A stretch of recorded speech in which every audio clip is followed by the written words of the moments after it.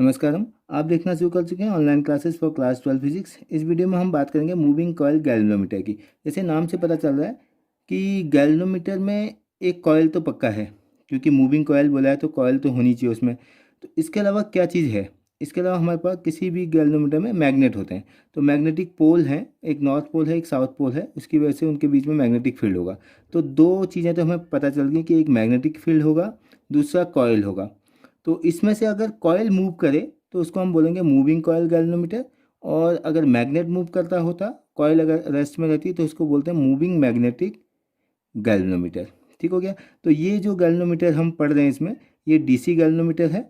तो इसमें जैसे कि हमने पिछले वीडियो में हमने पढ़ा था कि करंट कैरिंग कोई भी लूप होता है, तो उसमें अगर इसको किसी मैग्नेटिक फील्ड की प्रेजेंस में अगर उसको प्लेस करें तो उसमें क्या होता है, एक टॉर्क प्रोड्यूस होता है। तो वही कॉन्सेप्ट इस पर मिलेगा।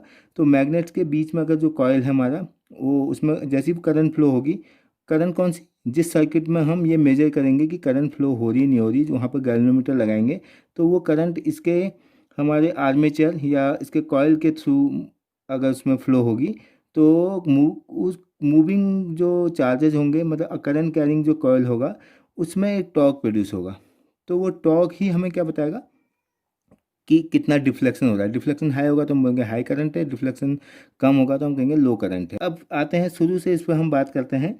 तो इसका प्रिंसिपल क्या है? Principle, when a current carrying coil is placed in a magnetic field it will experience a torque. तो जब भी इसमें टॉर्क एक्सपीरियंस होगा तो वो ही हमारे क्या करेगा, उस पर वो डिफ्लेक्शन लेके आएगा। ठीक है।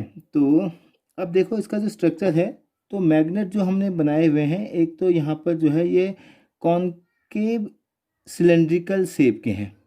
सिलेंड्रिकल तो है, ये कॉनकेव भी हैं दोनों साइड से। ऐसा करने का कारण क्या है कि हमारा जो मैग्नेटिक फील्ड हो रेडियल हो विद रिस्पेक्ट टू कॉयल। तो with respect to coil, radial का मतलब है कि कॉयल का जो एरिया वेक्टर है वो इस मैग्नेटिक फील्ड लाइंस के साथ हमेशा परपेंडिकुलर होगा। ठीक हो गया। तो एरिया वेक्टर, हाँ, एरिया वेक्टर, इसका मतलब कॉयल इसके साथ पैरेलल में होगी। अगर कॉयल का स्ट्रक्चर देखेंगे तो कॉयल हमेशा मैग्नेटिक फील्ड की किसी भी डायरेक्शन में घूमे तो ये उसके पैरेलल होगी, लेकिन एरिया वेक्टर उसके साथ क्या होगा, 90 डिग्री होगा। तो पहला जो चीज़ है हमारे पास, रेडियल मैग्नेटिक फील्ड होगा। वो हमने क्यों लगाया? क्योंकि हमें क्या है, थीटा की वैल्यू 90 हो जाएगी, वो हम बाद में देखेंगे। तो ये दो टाइप के हो सकते हैं, जो मूविंग कॉइल गैल्वेनोमीटर हमारे दो टाइप के हो सकते हैं, या तो सस्पेंडेड होगा या पायोटेड होगा। तो दोनों में थ्योरेटिकली ऐसे बड़ा खास फर्क नहीं है, खाली उसके कंस्ट्रक्शन में थोड़ा सा फर्क है। पायोटेड में हम इसको किसी से वो लटका देंगे, तो ये जो हमारा जो ये थ्रेड है या वायर है, ये फॉस्फर ब्रॉन्ज का बना होता है, ये एक मेटेलिक एलॉय है।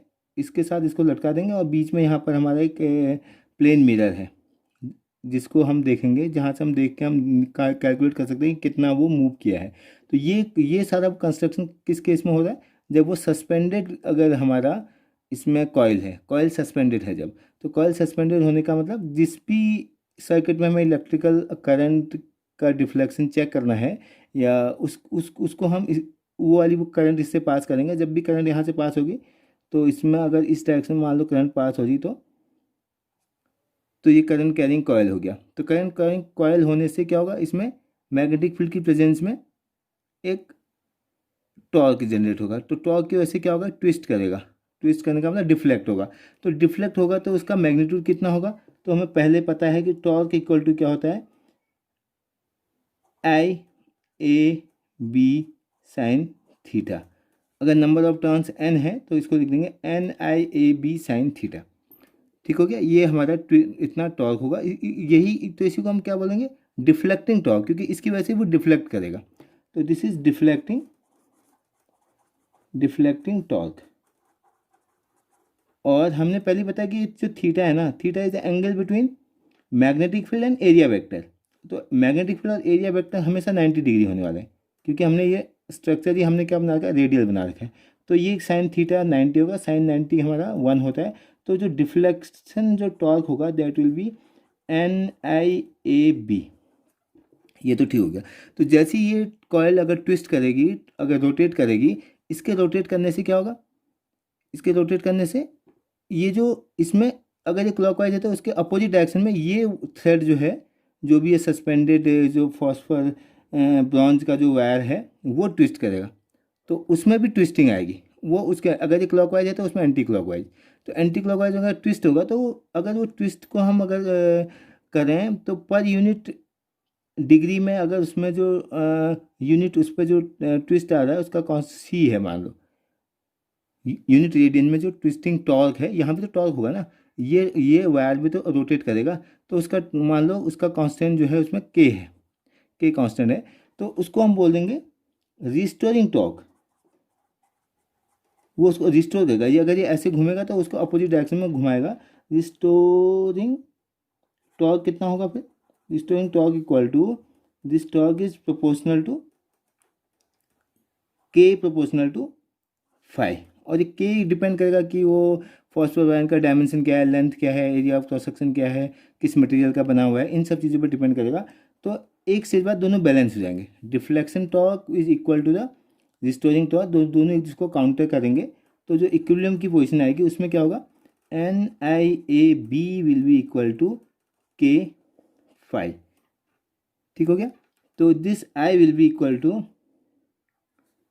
के upon N A B five. अगर ये सब कांस्टेंट है तो इसको हम कांस्टेंट लिखेंगे, तो I is proportional to, I can write I is proportional to five, I is proportional to five where this whole term can be written as G, तो I equal to G five भी लिख सकते हो इसी को, I equal to G five where G equal to K upon N A B, this is called galvanometer constant, it depends upon these parameters K N A और B. अगर हमारा galvanometer पायोटेड type का होता तो उस कॉइल के साथ एक पॉइंटर भी लगा होता है, तो जैसे कॉइल है तो उसमें एक पॉइंटर लगा है, और पॉइंटर फिर एक स्केल होगा हमारे पास, ये मान लो उसका पॉइंटर है। तो इनिशियली तो क्या होगा, जब कोई भी करंट फ्लो नहीं हो रही, कोई भी डिफ्लेक्शन नहीं है, कोई टॉर्क नहीं है, तो उसका जो पॉइंटर है वो जीरो मार्क पर आएगा। ठीक है, ये इसका पॉइंटर हम मान लेते हैं ऐसे ऐसे,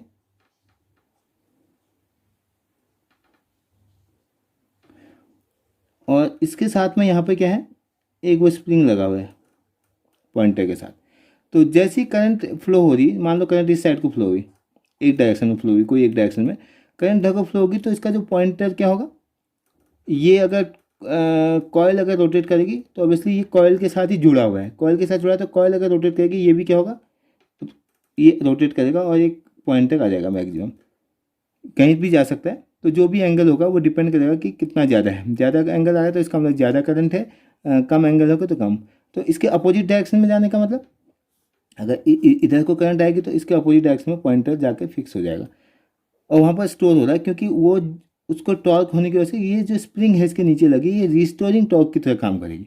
जैसे ही करंट ऑफ करेंगे, स्विच ऑफ करेंगे, तो ये फिर रिलीज होकर अपनी ओरिजिनल जीरो वाली पोजीशन में आ जाएगा। तो ये तो होगा किस केस में, पायोटेट वाले में। और उसका मेजरमेंट हम ऐसे देख सकते हैं डायरेक्टली, इस उस वाले में क्या होता था, सस्पेंडेड वाले में, वो हमारा सस्पेंडेड वाले में उसमें वो मिरर लगा है, उसकी हेल्प से हम उसको देख सकते हैं कि कितना वो रीडिंग आ रखा है। तो ये तो थी बात हमारे मूविंग कॉइल गैल्वेनोमीटर के डिफ्लेक्शन से रिलेटेड। अभी देखो इसमें मूविंग कॉइल गैल्वेनोमीटर जो है उसकी सेंसिटिविटी क्या है, अल्टीमेटली ये सेंसिटिविटी पर डिपेंड कर रहा है ना, कि जैसे किसी सर्किट में लगाया हमने गैल्वेनोमीटर तो उसमें कितना ज़्यादा करंट फ्लो हुई, तो अगर हाई डिफ्लेक्शन आ रहा है स्मॉल करंट पर, इसका मतलब सेंसिटिविटी हाई है, तो हाई सेंसिटिविटी, तो सेंसिटिविटी वाला जो टर्मिनोलॉजी है उसको देखते हैं। तो दो टाइप की सेंसिटिविटी है हमारे पास, एक है current sensitivity, current sensitivity, current sensitivity होती है ये जो हमारे पास आया था यहाँ पर आई फाइव अपॉन आई, तो पर यूनिट करंट पर कितना डिफ्लेक्शन आ रहा है गैल्वेनोमीटर, अगर वो हमें बताएगा कि कितना करंट जो है उसकी सेंसिटिविटी है। तो that will be equal to A B upon K, याद करना तो इसको बैंक BANK ऐसे याद कर सकते हैं। This is called the current sensitivity, the deflection per unit current is called the current sensitivity. And similarly voltage sensitivity,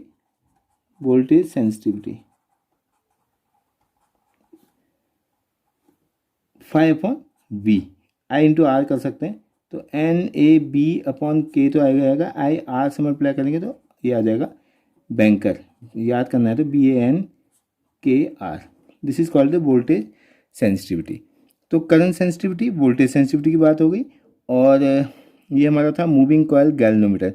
अब हमारा इंपॉर्टेंट टॉपिक रहेगा कि ये जो गैल्वेनोमीटर है, क्या इससे हम डायरेक्टली करंट मेजर कर सकते हैं? अभी तक तो हम करंट चेक कर रहे थे खाली कि करंट है या नहीं है। करंट मेजर कर सकते हैं, नहीं कर सकते हैं? अगर नहीं कर सकते हैं तो क्यों? अगर करना होगा तो हमें क्या मॉडिफिकेशन करने पड़ेंगे? Similarly, can we check the voltage across any circuit with the help of this galvanometer directly और नॉट?